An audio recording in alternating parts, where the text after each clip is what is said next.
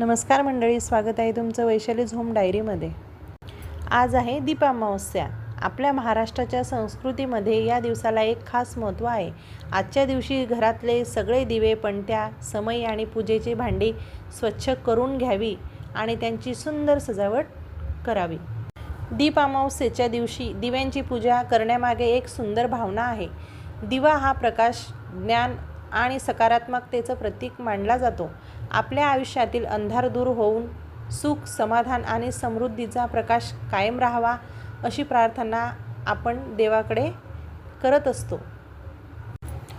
म्हणून घरातील सर्वप्रथम दिवे आपण स्वच्छ करून घेतले आणि त्यांना फुलांनी सजवून त्यांची पूजा केली। पणत्या आणि समईमध्ये तेल वाती लावून दिवे प्रज्वलित केले आणि देवासमोर मनोभावे प्रार्थना करून घेतली। आणि या दिवशी घरातला प्रत्येक कोपरा दिव्याच्या प्रकाशाने उजळून निघतो आणि वातावरणात एक वेगळंच भक्तिमय आणि प्रसन्न वातावरण निर्माण होतं। आपल्या पूर्वजांनी जपलेल्या या सुंदर परंपरा आजही आपण तितक्याच प्रेमाने पुढे नेल्या पाहिजेत।